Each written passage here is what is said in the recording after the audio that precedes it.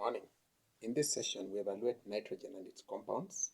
And to begin with, we are going to look at nitrogen gas exclusively and then nitrogen 1 oxide. Welcome.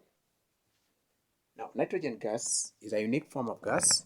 It's normally inert under standard conditions. And you find that nitrogen gas is colorless, it is odorless, it is denser than air, it is soluble in water, it is neutral, and it does not support combustion. Now, what this shows us is that it's not very easy to identify nitrogen gas simply because it has no distinct color.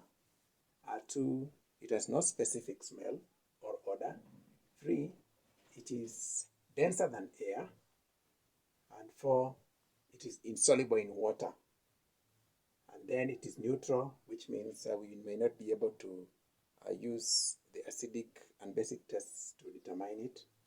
And then it does not support combustion, which means its property may overlap with other gases like carbon dioxide.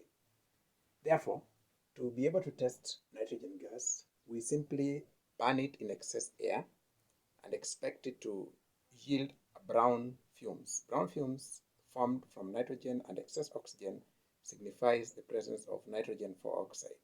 And that is the simplest method by which we can use to identify nitrogen gas. Now, how do we prepare nitrogen gas? To prepare nitrogen gas, we need ammonium nitrate. Now, when you take ammonium nitrate and heat it intensely, it will decompose and give us nitrogen gas and steam. Now, the illustration here shows ammonium nitrate heated to form nitrogen gas and steam. The alternative to this is the synthesis between sodium nitrate and what we are calling ammonium chloride.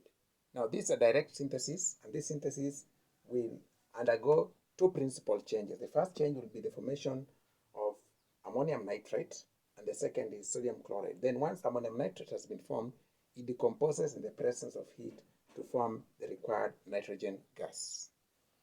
What are the applications or uses of nitrogen gas? Well, nitrogen gas is inert in the sense that we have seen that it is unreactive.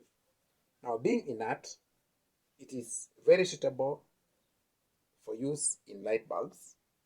It is suitable for use as a refrigerant because of its low melting point, and it's a precipitant for the oxides of other nitrogenous gases.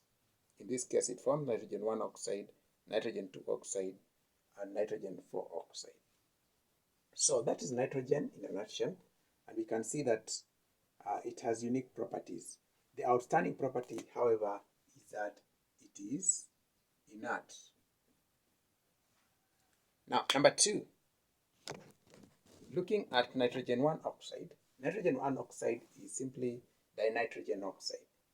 Now, the dinitrogen oxide has a unique property that it has a characteristic sweet smell.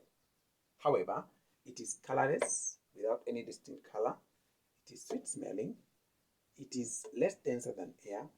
It is insoluble in water. It is neutral, and it supports combustion.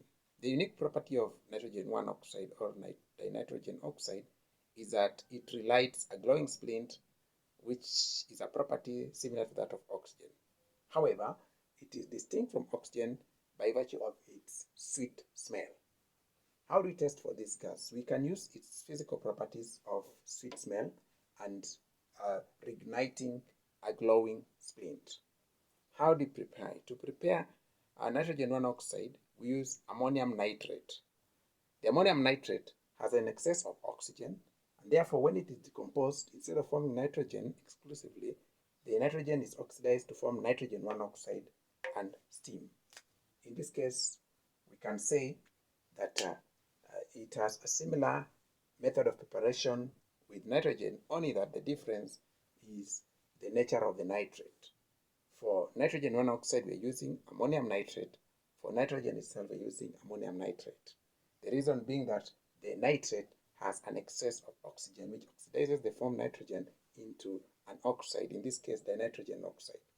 The application of nitrogen monoxide is in anesthesia.